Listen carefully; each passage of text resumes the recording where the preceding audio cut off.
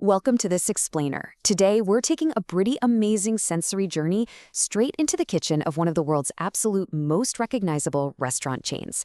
We are decoding Panda Express. We're going to break down the specific ingredients and the exact flavor profiles that really define their most iconic dishes. So if you've ever found yourself wondering why these meals just completely hit the spot the way they do, well, you're in the right place. We're going to explore the actual culinary architecture behind the menu. Crispy, tangy, iconic. You know the flavors. What we're looking at is how these dishes take traditional, regional Chinese cuisines and transform them into bold, fast food-friendly bites that are tailored specifically for American palates. It's honestly a fascinating study in culinary adaptation. And as we decode these recipes today, you'll uncover just how purposeful every single ingredient is to making that whole operation a massive success. Here is a quick look at our agenda for today. First, we've got the Orange Chicken Empire. Second, Sichuan and savory spices. Third, bold and tangy beef. And finally, a premium Cantonese inspiration. Let's kick things off with Section 1, the Orange Chicken Empire, a sweet and tangy cornerstone. I mean, we have to start here, right? This is the undisputed cornerstone of the brand, the dish that literally built the chain's reputation from the ground up. It starts with bite-sized pieces of battered chicken, which are fried until they're just perfectly crisp. But the absolute magic, that happens with the glossy orange sauce. It's a highly intentional balance of bright citrus flavor mixed with savory soy sauce, garlic, and ginger. And then it's all finished off with just a mild chili kick. It's this incredibly precise engineered balance of sweetness, acidity, and savory notes that makes it so iconic. And while countless restaurants have tried to replicate this exact formula over the years, a huge reason it remains a standout is that it's prepared fresh in batches throughout the entire day. But here's a little twist for you. Actually, you might already know this, but the original orange chicken is not traditional Chinese cuisine. Not at all. It was engineered and created specifically to suit American tastes. And through that very intentional adaptation and really understanding what the domestic palate craves, it has evolved into one of the single most popular fast food dishes in the entire United States. Moving right along to Section 2, Sichuan and savory spices. We're looking at a lighter, crunchy alternative here. So for Pao Chicken, we're talking about marinated chicken tossed with fresh zucchini and bell peppers.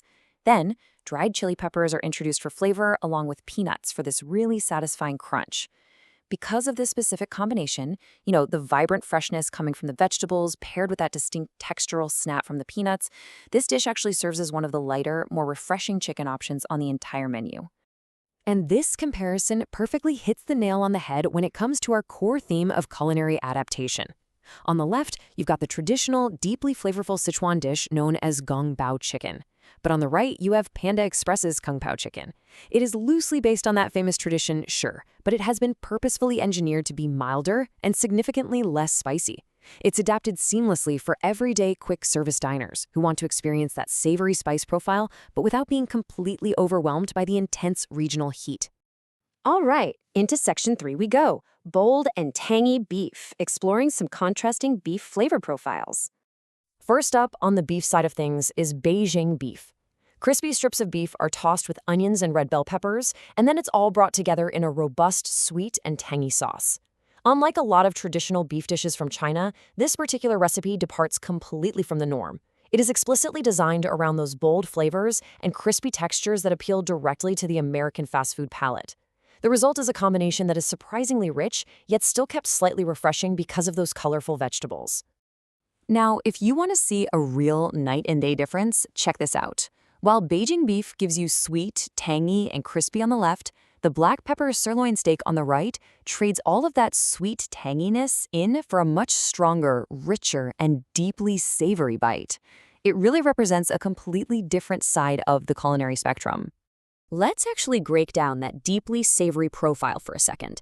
The black pepper sirloin steak combines tender slices of beef with celery, onions, and colorful peppers, all coated in a remarkably rich black pepper sauce. And make no mistake, the freshly cracked pepper in this recipe is the absolute star of the show. It completely elevates the dish, giving it a much stronger, more intense savory punch than those sweeter entrees. It delivers a hearty, almost traditional steakhouse taste, while still seamlessly fitting right into that quick service format. Okay, time for our final category, Section 4, Premium Cantonese Inspiration, a creamy, sweet celebration. We're, of course, talking about the honey walnut shrimp. This dish features large, battered shrimp that are fried until perfectly golden.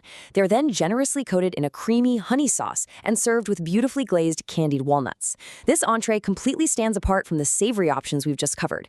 That unique, creamy texture, combined with a highly sweet, almost decadent flavor profile, it offers a totally different mouthfeel and tasting experience compared to the traditional chicken or beef dishes on the line. So what's really fascinating here is the origin story of this dish. It's deeply inspired by Cantonese cuisine, where honey walnut shrimp is a delicacy that's often reserved for large banquets and really important celebrations. By drawing directly from that celebratory banquet tradition, they've brought a touch of premium dining straight to the fast food counter. It's just a brilliant example of elevating an accessible, quick-service menu with a traditionally festive high-end dish. Let's wrap things up with a flavor journey recap, summarizing the menu we've just explored. When you step back and look at the whole picture, you realize that every single dish serves a highly specific role. There is a very clear strategic variety at play here. You've got the sweet, tangy, and crispy cornerstone of the orange chicken. You have the savory, crunchy, mild spice of the kung pao. Then the beef gives you two totally distinct paths, the bold and sweet Beijing beef or the rich and peppery sirloin steak. And finally, rounding the whole thing out, you have that sweet, creamy, premium seafood option in the honey walnut shrimp. There is a deliberate structural logic to this entire culinary lineup, and it's meticulously engineered to hit basically every single palate preference out there.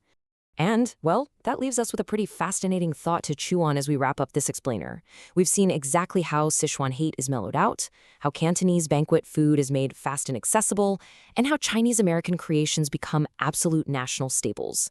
So as our fast food cravings continue to evolve, what other traditional regional cuisines or banquet specialties might be adapted and engineered for the drive-thru next? It really is a true testament to the ever-evolving nature of food. Thank you so much for joining me on this flavorful breakdown, and definitely keep your eyes and your taste buds open for what comes next.